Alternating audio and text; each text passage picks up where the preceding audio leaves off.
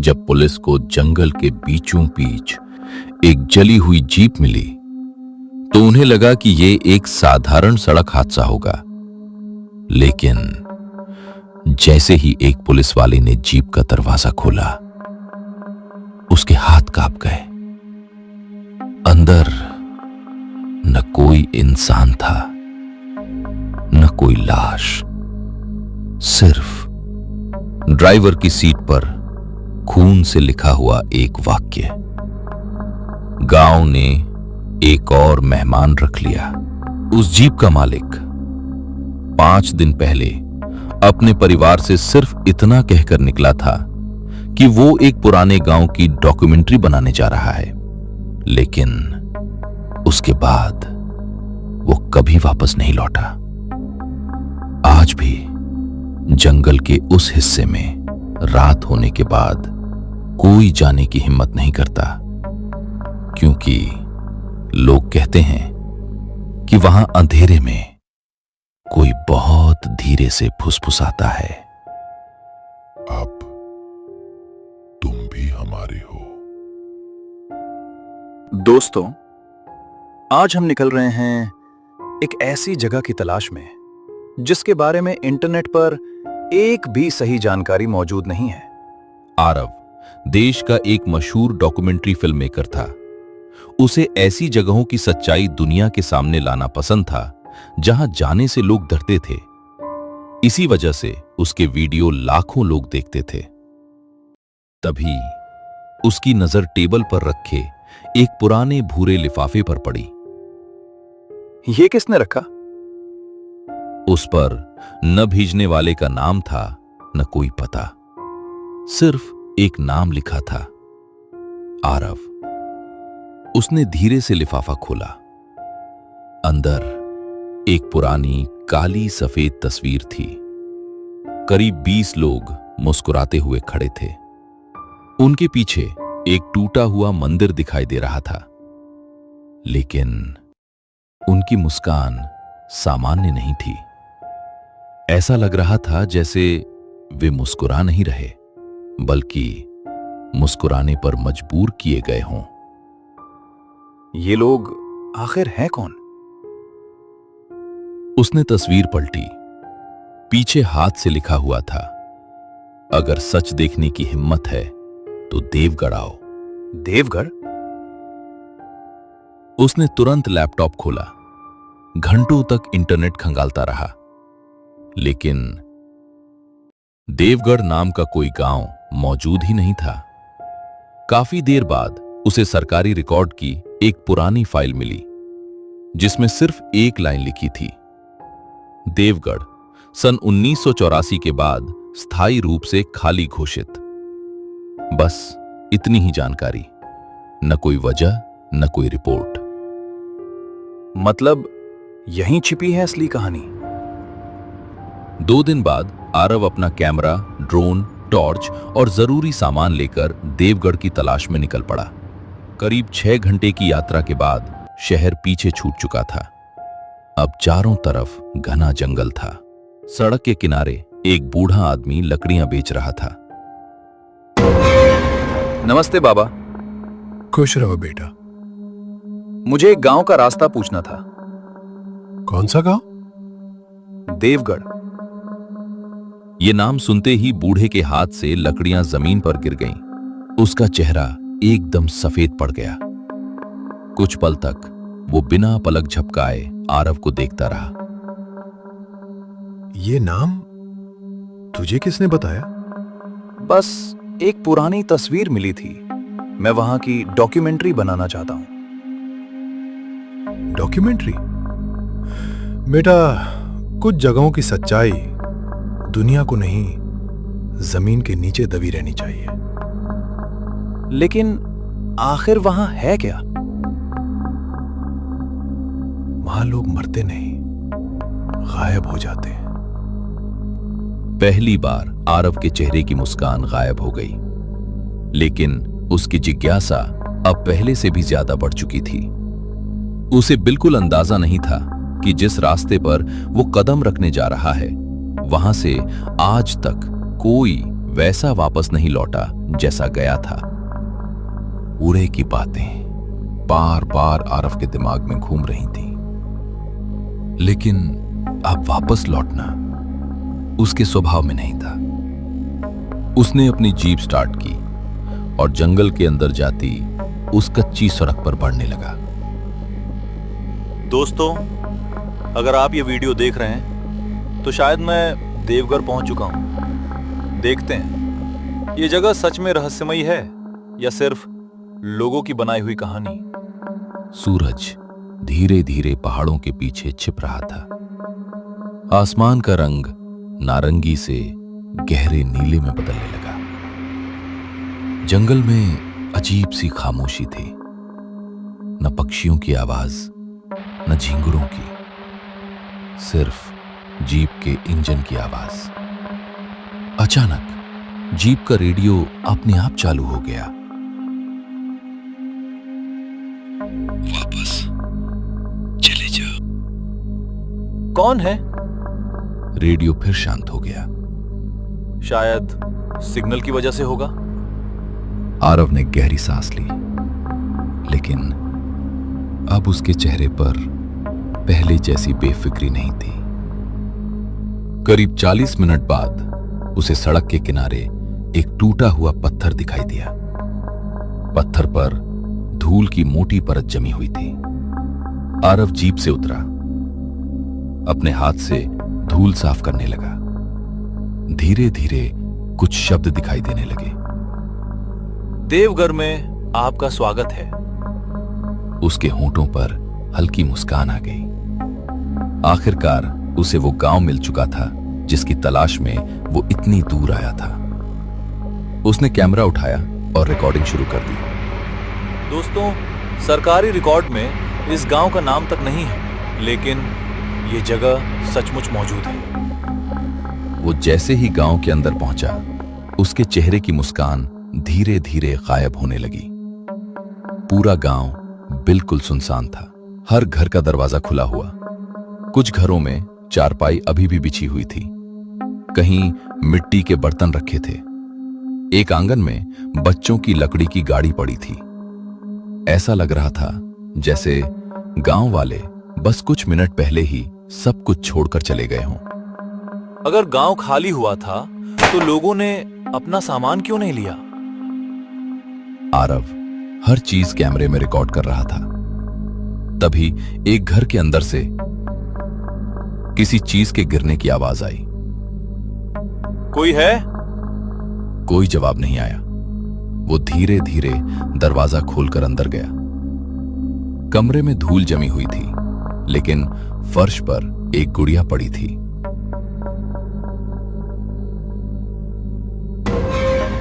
आरव झुककर उसे देखने लगा। तभी गुड़िया का सिर धीरे धीरे उसकी तरफ घूम गया। ये कैसे? उसने घबराकर गुड़िया को दोबारा देखा। अब वो बिल्कुल पहले जैसी पड़ी थी। शायद मुझे ही भ्रम हुआ होगा। वो घर से बाहर निकल आया, लेकिन उसे बिल्कुल अंदाजा नहीं था कि गांव में वो अकेला नहीं था। दूर एक बंद खिड़की के पीछे कोई खामोशी से उसे देख रहा था। लेकिन जैसे ही आरव ने उधर देखा, पर्दा अपने आप धीरे धीरे बंद हो गया। शाम अब पूरी तरह रात में बदल चुकी थी और देवगढ़ अपना असली चेहरा दिखाने ही वाला था। उसने कैमरा चालू रखा और धीरे धीरे गांव के बीचों बीच पहुंच गया। दोस्तों, मैं अभी देवगढ़ के अंदर हूं और सच कहूं, इतना सन्नाटा मैंने पहले कभी महसूस नहीं किया। तभी उसकी नजर एक पुराने कुएं पर पड़ी। कुएं के किनारे एक लाल रंग की बच्चों की चप्पल रखी थी, बिल्कुल नहीं जैसे अभी अभी किसी ने उतारी हो। यहाँ किसकी हो सकती है? वो चप्पल उठाने ही वाला था कि अचानक पीछे से किसी छोटी बच्ची की हंसी सुनाई दी। आरव तुरंत पलटा, लेकिन पीछे कोई नहीं था। कौन है? कोई जवाब नहीं मिला, सिर्फ हवा का एक ठंडा झोंका उसके पास से गुजर गया। आरव आगे बढ़ा। कुछ ही दूर उसे पंचायत भवन दिखाई दिया। दरवाजा आधा खुला हुआ था। उसने टॉर्च जलाई और अंदर चला गया। कमरे में पुरानी लकड़ी की मेज, कुछ टूटी कुर्सियां और दीवार पर धूल से ढकी एक बड़ी तस्वीर टंगी थी। आरव ने हाथ से धूल साफ की। तस्वीर देखकर उसकी सांस अटक गई। यही लोग, यही तस्वीर। वही काली सफेद तस्वीर जो उसे लिफाफे में मिली थी। लेकिन एक बात अलग थी। तस्वीर में सभी लोग सीधे कैमरे की तरफ देख रहे थे। सिर्फ एक आदमी पीछे मुड़कर किसी अंधेरे को देख रहा था। ये पहले तो नहीं था। अचानक पूरा कमरा ठंडा हो गया। खिड़कियां अपने आप धड़ाम से बंद हो गईं। कौन है? उसी समय ऊपर की मंजिल से कदमों की आवाज आई, जैसे कोई बहुत धीरे धीरे चल रहा हो। कोई है ऊपर। डर के बावजूद वो सीढ़ियां चढ़ने लगा। हर कदम पर लकड़ी चरमराती। ऊपर पहुंचते ही उसे एक कमरा खुला हुआ दिखाई दिया। कमरे के बीचों बीच एक पुरानी मेज रखी थी। उस पर धूल से ढकी एक मोटी डायरी पड़ी थी।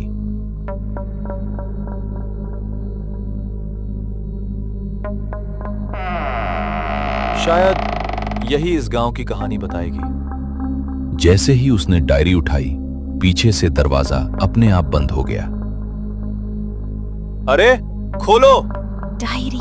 उसने पूरा पूरी पढ़ना। ताकत से दरवाजा खींचा, लेकिन वो नहीं खुला। उसी समय कमरे के कोने से एक बहुत धीमी आवाज आई। आरव ने तेजी से पीछे देखा।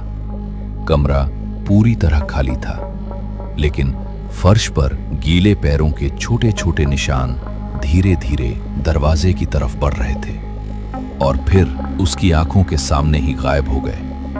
आरव का गला सूख चुका था। उसने कांपते हाथों से डायरी खोली। पहले पन्ने पर सिर्फ एक लाइन लिखी थी, अगर तुम ये पढ़ रहे हो तो समझ लो देवगढ़ ने तुम्हें भी चुन लिया है। पहला पन्ना पढ़ते ही आरव के हाथ कांपने लगे। उसने अगला पन्ना पलटा। मैं इस गांव का आखिरी शिक्षक हूं। अगर कोई ये डायरी पढ़ रहा है तो शायद मैं अब इस दुनिया में नहीं हूं। हमने लालच में इस मंदिर के रक्षक साधु की हत्या कर दी थी। मरने से पहले उसने पूरे गांव को श्राप दिया। अब इस गांव से कोई बाहर नहीं जा सकेगा, और जो भी बाहर से यहां आएगा वो भी इस गांव का हिस्सा बन जाएगा। तो ये सब सच था? आरव ने डायरी का आखिरी पन्ना खोला। उस पर सिर्फ एक नक्शा बना था जो सीधे पुराने मंदिर तक जाता था। अगर इस श्राप की शुरुआत वहीं हुई थी तो शायद अंत भी वहीं होगा। डायरी हाथ में लेकर आरव मंदिर की ओर बढ़ गया। अब रात पूरी तरह उतर चुकी थी। चांद बादलों के पीछे छिपा था। हवा पहले से भी ठंडी हो चुकी थी। जैसे जैसे वो मंदिर के पास पहुंचा, घंटियों की आवाज अपने आप सुनाई देने लगी। यहां कोई है? मंदिर के अंदर एक टूटी हुई मूर्ति और उसके सामने राख का पुराना ढेर पड़ा था, जैसे सालों पहले यहीं किसी का अंतिम संस्कार हुआ हो। तभी पीछे से एक बच्ची की आवाज आई। तुम देर से आए। आरव ने पलटकर देखा। वही सफेद कपड़ों वाली छोटी लड़की। इस बार वो गायब नहीं हुई। तुम कौन हो? मैं इस गांव की आखिरी बच्ची हूँ। जब श्राप लगा था तब मेरी उम्र सिर्फ 8 साल थी। इस श्राप को कैसे रोका जाए? जिस राख पर श्राप बोला गया था उसे बहाना होगा, तभी देवगर आजाद होगा। इतना कहकर लड़की धीरे धीरे धुएं की तरह हवा में गायब हो गई। आरव ने राख का वो कलश उठाया और मंदिर के पीछे बहती छोटी नदी की ओर दौड़ पड़ा। जैसे ही उसने राख पानी में बहाई, पूरा जंगल जोर से कांप उठा। तेज हवा चलने लगी। पुराने घर धीरे धीरे धूल में बदलने लगे। मंदिर की दीवारों में दरारें पड़ गईं और चारों तरफ सैकड़ों आवाजें गूंज उठी। हम आजाद हो गए।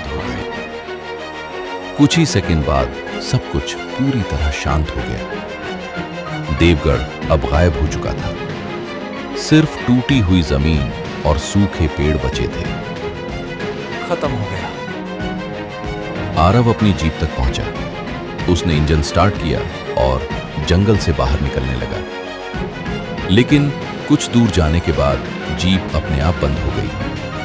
मोबाइल में कोई नेटवर्क नहीं था। तभी रियर व्यू मिरर में उसे वही छोटी लड़की दिखाई दी। इस बार वो मुस्कुरा नहीं रही थी। उसकी आंखों में आंसू थे। श्राप खत्म नहीं हुआ, वो सिर्फ अपने साथ एक नया रक्षक ले गया है। अचानक जीप के अंदर ठंडी हवा भर गई। आरव ने घबराकर पीछे देखा, लेकिन वहां कोई नहीं था। उसी पल जीप के इंजन में आग लग गई। लपटें तेजी से फैलने लगी। आरव बाहर निकलने की कोशिश करने लगा, लेकिन दरवाजा नहीं खुला। पुलिस को उसी जंगल में चीख पूरे जंगल में गूंज उठी। अंदर कोई नहीं था। सब कुछ आग की लपटों में। ड्राइवर की सीट पर खून से लिखा था, गांव ने एक और मेहमान रख लिया। केस हमेशा के लिए बंद कर दिया गया। लेकिन आज भी अगर कोई उस जंगल के पास रात में रुक जाए, तो हवा में एक धीमी फुसफुसाहट सुनाई देती है। सच की तलाश करने वाले आखिरकार सच का हिस्सा बन ही जाते हैं।